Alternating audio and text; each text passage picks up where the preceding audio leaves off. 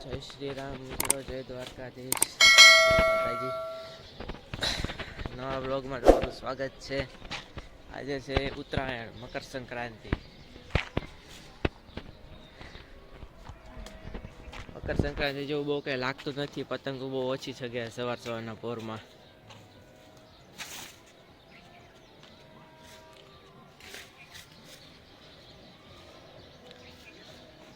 કાંઈ પતંગો ચગતી નથી અત્યારે. અમારા કાકા ભત્રીજો પતંગ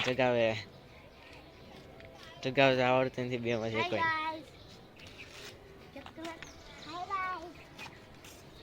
કુણાલભાઈ કંઈક બોલો કંઈક. જરાય બી પવન નથી, પતંગ ચગતી જ નથી. માંડ પગાડી છે અહીંયા આવતી.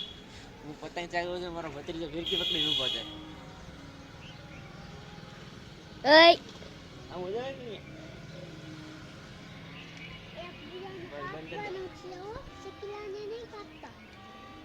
તો મિત્રો, અત્યારમાં વાગી ગયા છે 9:30 અને અત્યારમાં પતંગો ચગવા પવન આવી ગયો છે. પતંગો ચગવા મળી છે. જો તમે ચારે બાજુ પતંગો જ ચગ્યા છે.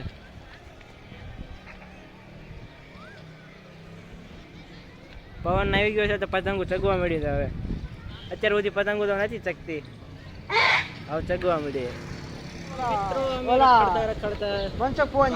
રખડવા ફુગા લેવા. ફુગા તો લઈ આવો, પણ ફુગા ઉડાડવા વાળી કોઈ છે નહીં. યાર ફુગા ને શું કરી? અમને કઈ ફુગા ઉડાડવાની મજા આવે ને. છોકરા હાટું લીધા હતા, હવે જાવી છે પતંગ લૂંટવા. અમારી પાસે પતંગ દોરા કઈ છે નહીં, કારણ કે આ વખતે બહુ ઝાઝો ભાવ હતો. સાઈના હતા, સાઈના કે આપણે લીધા નથી. બહુ મોંઘવારી છે. બે ફુગા લઈને વીએવા છે.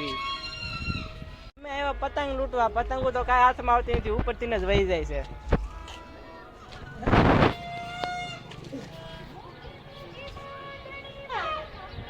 પતંગો બધી ઉપરથી વહી જાય છે, હાથમાં એવું કોઈ નથી આવતી.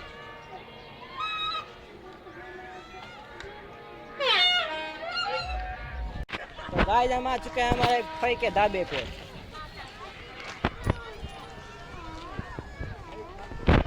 અહીંયાથી બહુ સારી પતંગો દેખાય.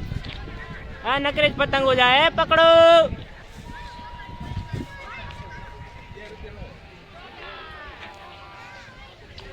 પતંગ ઇસ તરફ તો પેલા અહીંયા આવી જાવ તો સારું હતું. ભાઈ અને ભાભી પતંગ ચગાવી રહ્યા. ભાભી ફિરકી પકડી છે. ભાઈની પતંગ એ નથી દેખાતી મને, તડકો એટલો જ.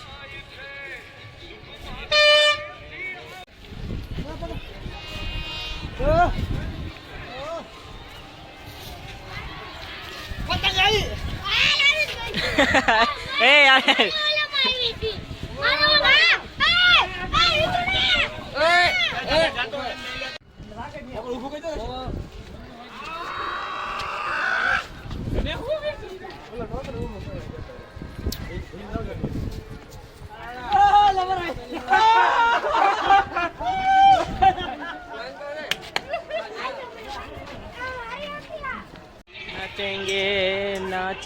નાચेंगे.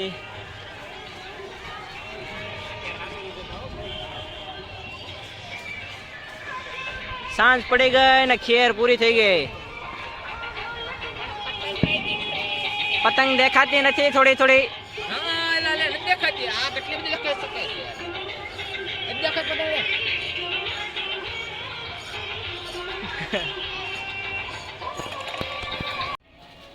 તો હવે સાંજ પડી ગઈ છે ને ખેર પૂરી થઈ ગઈ છે. ચારે બાજુ પતંગ પણ હવે ચકતી બંધ થઈ ગઈ છે. નહીં, ખતમ.